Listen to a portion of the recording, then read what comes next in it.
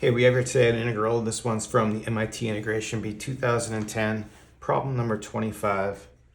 We have the integral of 1 to 2 square root of x minus 1 times square root of 2 minus x dx. Okay, and then, so noticing we have the same power on each of these, we could just multiply them together. But what I wanted to do instead was use a u substitution and see if by doing a u substitution we could simplify one of these terms and make this a little cleaner. So what I'm going to do is I'll make this my u. So we're going to say u equals 2 minus x. And then let's just get an expression for x. X is going to be 2 minus u. Taking our derivative here, our dx value will be just minus du. And while I'm at it, I'm just going to get my x minus 1 value by subtracting 1 from this. So we're going to have x minus 1 equals 1 minus u. Then I'll make the substitution. So I'm going to take my 2, we'll plug it in here. 2 minus 2, 0. 2 minus 1, it's going to be just 1. For our x minus 1, we have 1 minus u. So we're going to have 1 minus u, 1 half. Then here, this is going to be u. So we're going to have u to the 1 half, and we'll have our minus du right here. Well, I'll take this minus sign and bring it out front and use it to swap my bounds. And of course, I can rearrange this and bring this over here.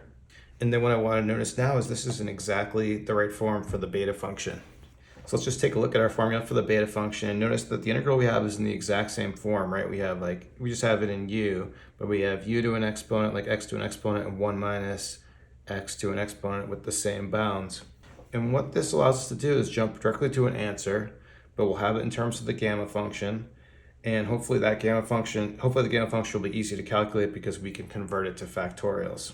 So what we need to do is just first we're going to calculate this z1 and z2 value in order to plug it in. So for our z1, so we're saying z1 minus 1 is going to be this exponent 1 half.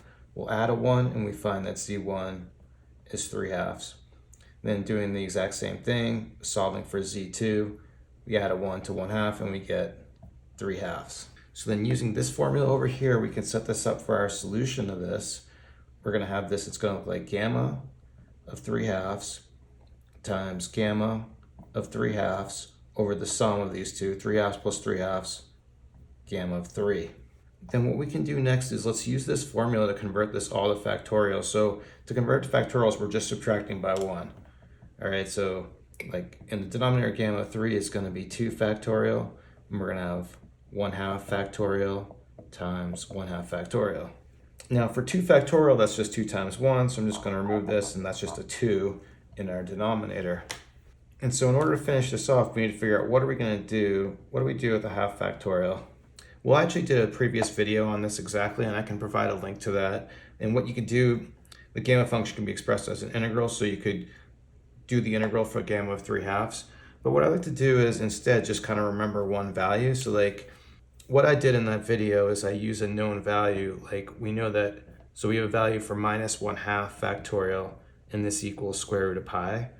But notice for half factorial, we could write it as half times minus half factorial. I know it's kind of weird that you can have minus factorial, but we have this value here. So for half factorial, we can write this as 1 half times square root of pi, or square root of pi over 2. So what I'm going to do is I'm going to use that value, this square root of pi over 2 value, and plug it in over here. So we'll write this like this, all divided by 2. Well then square root of pi times square root of pi is just going to be pi. 2 times 2 is 4. Another 2 is going to be 8. And so we have our final solution, just pi over 8. Okay, that's it. MIT 2010, problem 25. Thanks everyone for watching. Have a great day.